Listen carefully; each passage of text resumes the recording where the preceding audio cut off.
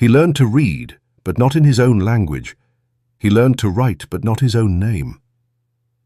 In the late 19th century, as the Russian Empire expanded deep into Muslim lands from the Kazakh steppes to the ancient cities of Bukhara, Tashkent, and Kazan, the classroom became a battlefield. The empire no longer fought with swords, but with syllables. Arabic script was replaced by Cyrillic. The Quran was replaced by primers of loyalty to the Tsar. This is not just a story of education. It's a story of erasure and endurance, of how Muslim communities resisted the quiet violence of empire through faith, language, and learning. Welcome to Sands of History, where we uncover forgotten chapters of our world stories of culture, power, and resistance that shaped entire civilizations. If you find value in what we create, please like, share, and subscribe, and consider supporting us financially through the links in the description below. Your support keeps historical storytelling alive. When we think of colonialism, we often imagine armies, flags, and borders. But in the Russian Empire's conquest of Muslim lands, the true conquest began in the classroom. In places like Kazan, Tashkent, and Orenburg, Russian officials established schools where Muslim children were taught not the language of their ancestors, but the language of their conquerors. The goal was simple: to reshape identity, to sever a child's connection to their spiritual and cultural past, and to replace it with loyalty to the Tsar and the empire. As historian Adib Khalid wrote in Making Uzbekistan, education became the front line of empire. These words capture the essence of Russia's colonial mission, the belief that cultural domination could be achieved through pedagogy rather than force. The Imperial Mission.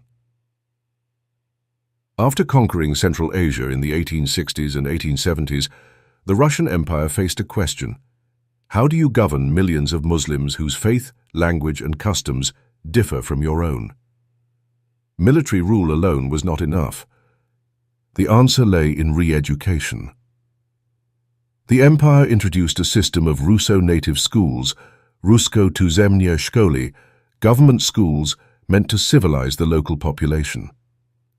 Children were instructed in Russian language, Russian history, and orthodox moral values.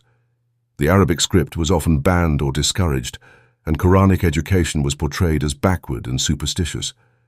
As Robert Cruz explains in For Profit and Tsar, the classroom became a theater of empire, where loyalty to the Tsar was recited as a prayer. In these schools, Islam was not simply ignored, it was pathologized. Teachers described it as an obstacle to progress. The empire's goal was to produce Muslims who were obedient subjects, not devout believers. Resistance through knowledge, but empires rarely anticipate the resilience of faith. Across Central Asia and the Volga region, Muslim scholars known as ulama refused to let their traditions die. They built informal madrasas in homes, mosques, and even barns, teaching Arabic, Quran, and logic under the cover of darkness. Out of this resistance grew the Jadid movement, a reformist network of Muslim intellectuals who sought to modernize Islamic education on their own terms. They embraced modern sciences and geography, but within an Islamic framework, refusing to let the empire dictate the narrative. As Adib Khalid noted, the Jadids understood that the pen could be both a weapon and a shield. They printed newspapers in Turkic languages, established private schools that taught both Arabic and Russian, and wrote textbooks filled with pride in Muslim civilization.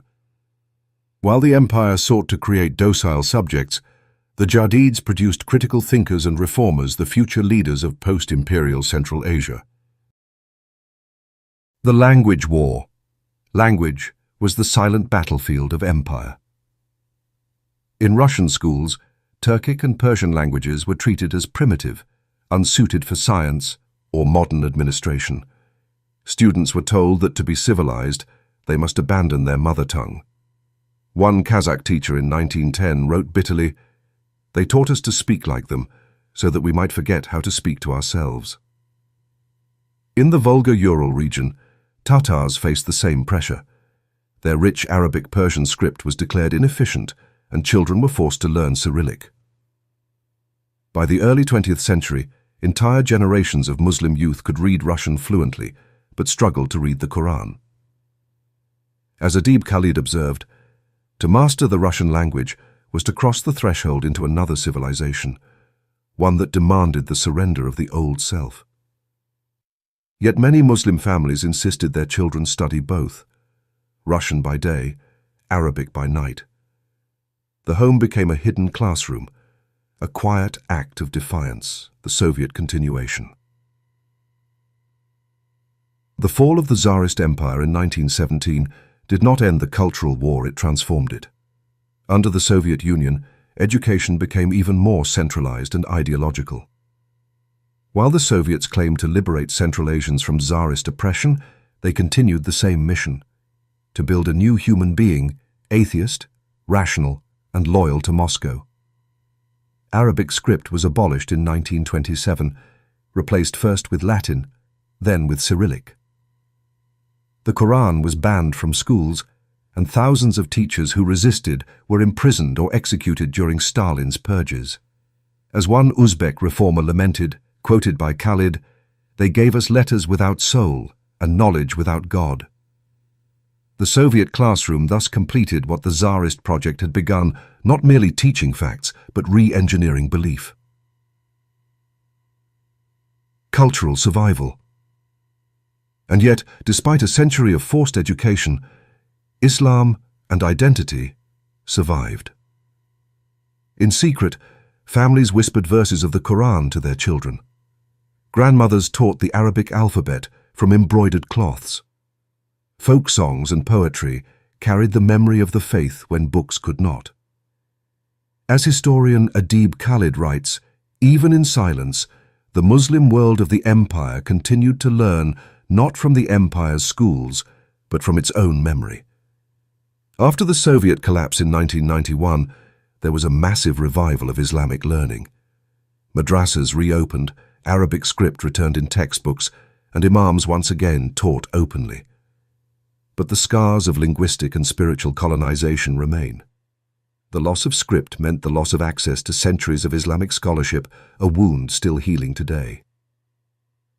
A wider lesson. This story is not only about Russia. It is about every empire that used education as a tool of domination, from the British in India to the French in Algeria. Education can enlighten, but under empire it can also enslave. The Russian case shows how deeply colonial power understood that to rule the body, one must first capture the mind. As Robert Cruz wrote, the Tsar's teachers became missionaries of empire, preaching civilization while silencing belief. Yet history also teaches us that resistance often begins in the same place: the classroom, the pen, the word. The very tools used for control became instruments of revival when reclaimed by the colonized. Conclusion. The story of forced Russian education in Muslim lands is a story of erasure, but also of endurance. It reminds us that knowledge, when controlled by empire, becomes a weapon. But when reclaimed by the people, it becomes freedom. Today, the descendants of those students continue to rediscover their lost languages, their forgotten books, their silenced prayers. The empire that sought to rewrite their history is gone, but the written word, the Quran, and the memory of their scholars endure. If you found this story meaningful, please like, share, and subscribe to Sands of History, where we bring you forgotten voices and stories from across the world. You can also support us financially through the links in the description. Your help allows us to continue producing deep, thoughtful storytelling. Thank you for watching. Until next time, keep questioning, keep remembering, and keep learning.